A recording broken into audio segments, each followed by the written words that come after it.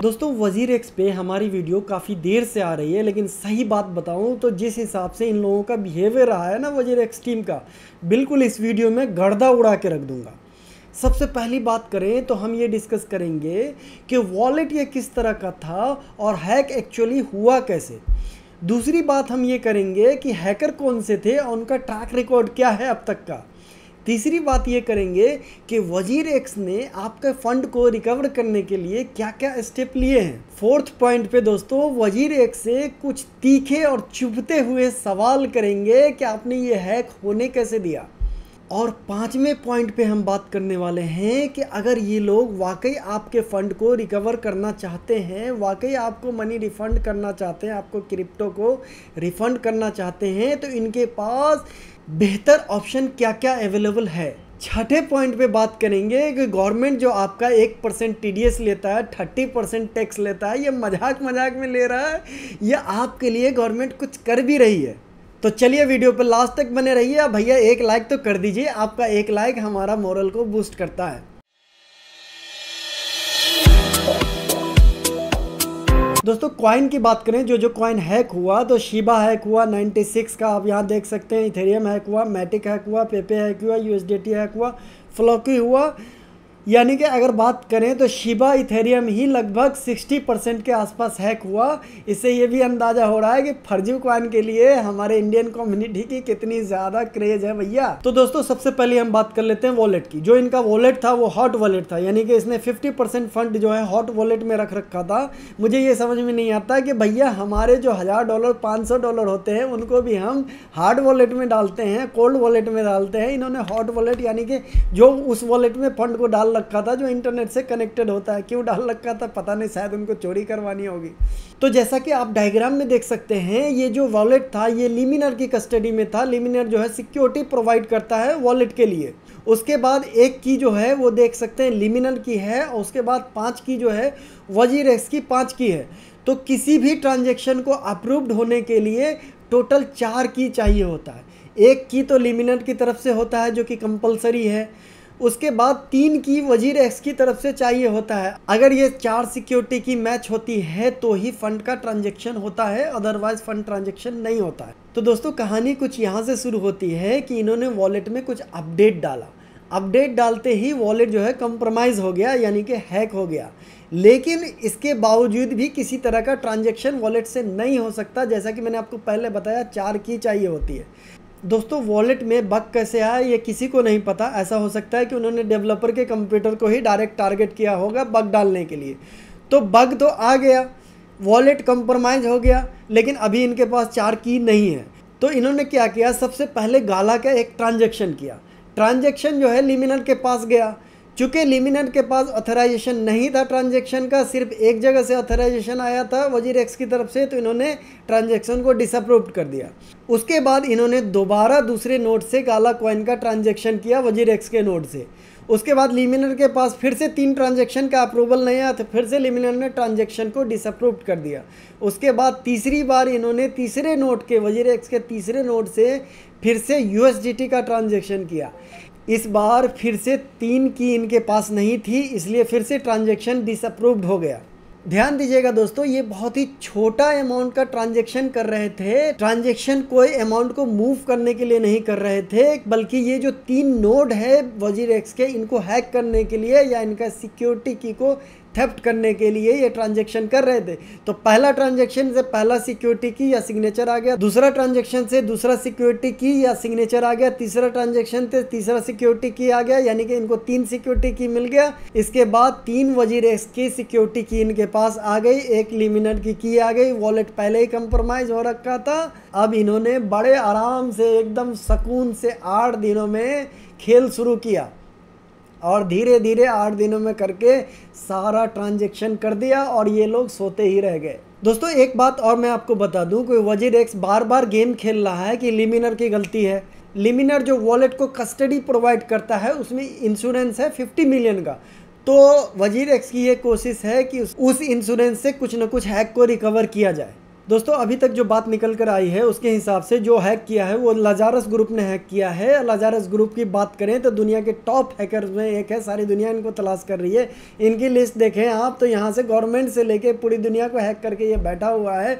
2017 में इन्होंने crypto currency का हैक किया था, उसके बाद 2022 में इन्होंने हैक किया 600 मिलियन का एक्सी इन्फिनिटी का इन्होंने हैक किया, उसके बाद 300 मिलियन का ब्लॉकचेन सिक्योरिटी फर्म को इन्होंने हैक किया। सबसे खास बात यह है कि इनका हैक कभी भी रिकवर नहीं हुआ। तो अगर आप सोच रहे हैं कि फंड रिकवर हो जाएगा तो बिल्कुल भी है नहीं होने का ना। उसकी वजह यह है कि ये नॉर्थ कोरिया का ग्रुप है। नॉर्थ कोरिया मतलब यही वाला north Korea, Kim Jong Un वाला नॉर्थ कोरिया, और ये स्टेट स्पॉन्सर्ड हैक है भैया। इनको भी देश चलाने के लिए पैसे चाहिए होता है, तो कोई भी इनको पकड़ने वाला है नहीं बिल्कुल भी। तो ये हैक रिकवर नहीं होने वाला। दोस्तों यहाँ आपको साफ दिख रहा है हैकर ने जितना भी ट्रांसफ़र किया था मैक्सिमम ट्रांसफ़र को इन्होंने इथेरियम कम में कन्वर्ट कर लिया। और ये क्या करते हैं, इनका जो ट्रैक रिकॉर्ड रहा है, ये हांगकांग चाइना में जाके ओवर द काउंटर सेल कर देते हैं अपने इथेरियम को और किसी दूसरे एसेट को बाई कर लेते हैं, यानी कैश बाई नहीं करते। तो इनका कभी भी ट्रैक नहीं हो पाता कि पैसा कहाँ से आया और कहाँ गया। तो दोस्तों अब बात कर लेते हैं कि वजीरेक्स ने क्या क्या स्टेप लिया आपके फ़ंड को रिकवर करने के लिए। तो सबसे पहले इन्होंने बोला कि फ़ंड को हम रिकवर करेंगे बाउंटी प्रोग्राम के ज़रिए, यानी कि 2000 करोड़ का हैक हुआ है तो 200 करोड़ हम देके फ़ंड को रिकवर करने की कोशिश करेंगे। अरे भैया इस ग्रुप के पीछे पूरी दुनिया पड़ी है, सैकड़ों हैक ऑलरेडी पहले कर चुका है, आज तक कोई 1 रुपया रिकवर तो कर नहीं पाया। आप क्या खाक करोगे। दूसरी बात ये कह रहे हैं, कॉमेडी कर रहे हैं कि एक्सचेंज का जो प्रॉफिट होगा उसको हम सेल करके रिकवर करने की कोशिश करें। भैया आपके एक्सचेंज पे पहले ही कौन सा ट्रेडिंग चल रही थी या आज कौन सा ट्रेडिंग होने वाली है। आपकी रेपुटेशन तो आज जीरो है, कोई ट्रेडिंग होने वाली नहीं, तो भैया कोई रिकवरी भी नहीं होने वाली है। तीसरी बात ये कह रहे हैं कि नया यूज केस लाएंगे। जब आपका एक्सचेंज हिंदुस्तान में सबसे बड़ा एक्सचेंज था, जब इंडिया का बाइनेंस आपके एक्सचेंज को समझा जाता था, तब तो आप कोई यूज़ केस ला नहीं पाए। अब जब आपका एक्सचेंज हैक हो गया है, आपकी वैल्यू रत्ती बराबर नहीं है, तब आप यूज़ केस लाएंगे। भैया किसको बना रहे हो तुम। चौथा पॉइंट ये कहते हैं कि नए टोकन का एयर ड्रॉप लाएंगे। अरे भैया जब एक्सचेंज ही नहीं चलेगा, जब तक आप रिफंड ही नहीं करोगे तब तक एक्सचेंज ही नहीं चलेगा, तो नए टोकन आएंगे नहीं। कौन बेवकूफ़ होगा जो आपके एक्सचेंज पे जाके नया टोकन बाई करेगा, या टोकन वाले कौन सा आपके एक्सचेंज पे नया टोकन सेल करने वाले हैं। दोस्तों अभी तक ये जितने भी प्लान लेके आए ये सब लोगों को चूतिया बनाने वाला प्लान लेके आए। इनकी नीयत होती लोगों का फ़ंड को रिफ़ंड करने की, तो ये फ़ंड को आसानी से रिफ़ंड कर सकते थे। मैं बताता हूँ कैसे। सबसे पहला तरीका था दोस्तों, फंड रेज करते थे। बड़ी कंपनी के पास जाते बोलते भैया एक्सचेंज में कुछ इक्विटी बाय कर लो, हमें इतना फंड दे दो। क्रिप्टो में आजकल बड़ी से बड़ी कंपनी आ रही है तो इनको फंड रेज करने में बिल्कुल भी दिक्कत नहीं होनी चाहिए। दूसरा तरीका था कि एक्सचेंज को पूरा सेल ही कर देते। आज की डेट में बात करें तो इंडिया क्रिप्टो का सबसे बड़ा हब है, सबसे ज़्यादा यूज़र जो है इंडिया से ही है। तो इंडिया के एक्सचेंज को कोई भी इजीली बाई करना चाहेगा और लोगों को अपना फंड अगर 100% मिल जाता है तो वजीरेक्स फिर से अपना ट्रस्ट गेन कर लेगा, तो वो एक्सचेंज को सेल करके ये इजीली रिफंड कर सकते हैं। तीसरा ऑप्शन है कि अभी तक भैया जो आपने प्रॉफिट कमाया WRX जो आपका टोकन है वो टोकन दे दीजिए, भले ही लॉक कर दीजिए, जितना भी आपका प्रॉफिट है यूज़र में डिस्ट्रीब्यूट कर दीजिए, बाकी टोकन आप लॉक कर दीजिए और धीरे धीरे टोकन को अनलॉक कीजिए। चौथा पॉइंट ये है कि इनका वॉलेट जो है लिमिनर की कस्टडी में था, तो इनको ये प्रूफ करना पड़ेगा कि इस हैक में लिमिनर की गलती है। अगर ये प्रूफ कर देते हैं तो जो उनके पास 50 मिलियन का फंड है वो इंश्योरेंस फंड इनको मिल जाएगा, तो भैया आपका फंड कुछ तो रिकवर होगा। दोस्तों अब मेरे 4 तीखे सवाल हैं वजीरेक्स के। सबसे पहले भैया ये बताओ कि तुम्हारे पास अपना कोई इंश्योरेंस था कि नहीं, अभी तक ये क्लियर नहीं किया। उसके बाद मुझे ये बताओ कि आपके पास सेफू फंड जैसे बाइनेंस वगैरह के पास सेफू फंड होता है वो है कि नहीं, या फिर प्रॉफिट आपने किया है वो कहाँ है, INR में जो आपके पास फंड है वो कहाँ है और कितना, उसकी डिटेल दो। दूसरी बात ये है कि 8 दिन तक लगातार चोरी होती रही, बड़े आराम से बैठ के खाना खाते हुए लोग चोरी करते रहे आपके फंड को, और 50% फंड आपका चोरी हो गया 235 मिलियन का। आप कहाँ सो रहे थे भैया। हमारे क्रेडिट कार्ड से या डेबिट कार्ड से 20,000 की ट्रांजैक्शन होती है तो बैंक का फ़ोन आ जाता है, कभी कभी डेबिट क्रेडिट कार्ड ब्लॉक हो जाता है टेम्पोररी। आपका 50% फंड वहाँ से चोरी हो गया जहाँ से चोरी होने का सवाल ही नहीं पैदा होता।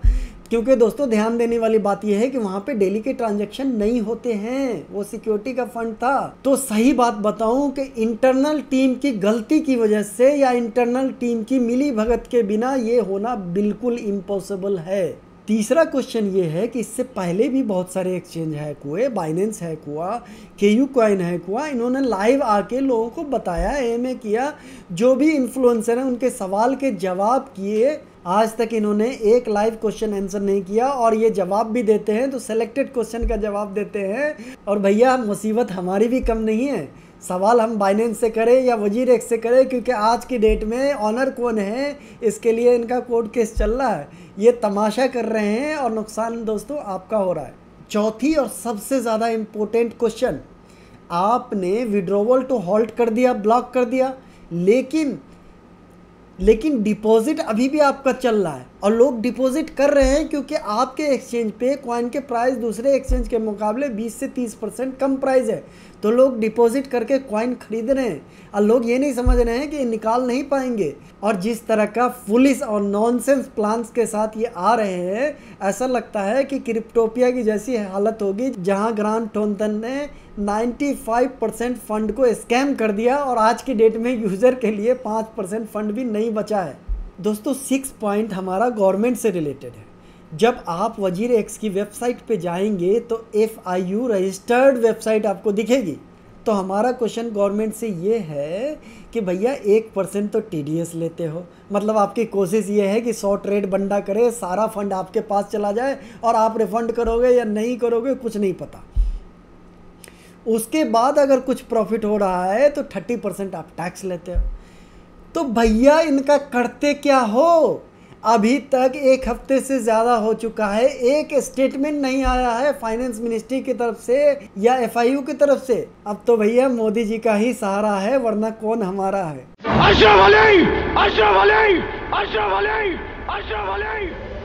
दोस्तों कंटेंट बनाने में बड़ी मेहनत करनी पड़ती है, तो अगर आपको वीडियो में कुछ भी वैल्यू मिला तो प्लीज़ लाइक एंड सब्सक्राइब ज़रूर कीजिए। Thank you very much.